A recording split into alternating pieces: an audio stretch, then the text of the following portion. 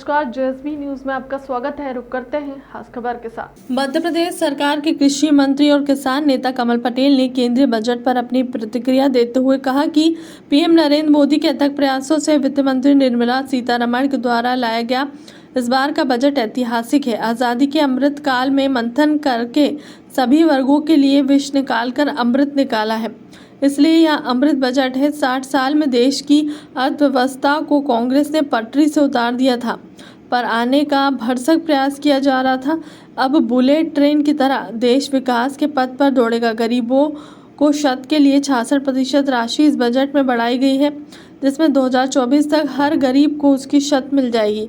1 करोड़ किसानों को प्राकृतिक खेती से जोड़ा जाएगा, जिससे पेस्टिसाइड और रासायनिक दवाइयों से मुक्ति मिलेगी। युवा और कर्मचारी जगत के लिए भी यह बजट अमृत है। प्रधानमंत्री नरेंद्र मोदी और वित्त मंत्री निर्मला सीतारमण बहुत बहुत बधाई देता हूं।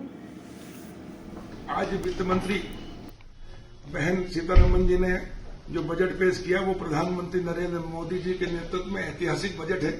आजादी का अमृत काल चल रहा है और इसलिए अमृत बजट है। सभी वर्ग के लिए अमृत दिया है, विष को निकाला है मंथन करके प्रधानमंत्री नरेंद्र मोदी जी के अथक प्रयासों से। जो काम 60 साल में नहीं हुआ, प्रधानमंत्री नरेंद्र मोदी जी ने 8 साल में किया।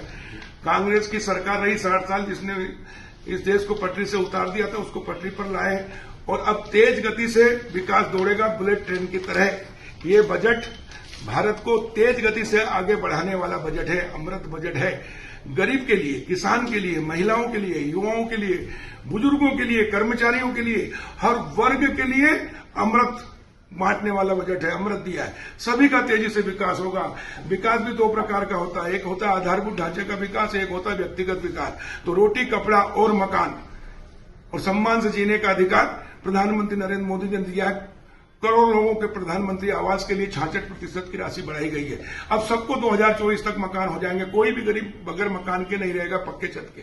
सबके घर शौचालय पहले ही बना दिए हैं और उसके बाद हर घर पानी और 2 हाथ को काम। और किसानों के लिए प्राकृतिक खेती, 1 करोड़ किसानों को प्राकृतिक खेती के लिए जोड़ा जाएगा, जिससे हमारी मिट्टी बचेगी, पर्यावरण बचेगा और जीवन बचेगा। शुद्ध अनाज, श्री अनाज नाम दिया गया मोटे अनाज का। विश्व इस बार 2023 मिलेट वर्ष है, यानी मोटे अनाज का वर्ष है और इसलिए श्री अन्न का नाम दिया गया है कि जो शुद्ध अनाज होगा, गाय के गोबर से दवाई बनाकर, जीवामृत, घनामृत और गौमूत्र से दवाई, जिससे पेस्टिसाइड और रासायनिक दवाइयों से मुक्ति मिलेगी, जिससे देश का पैसा बचेगा।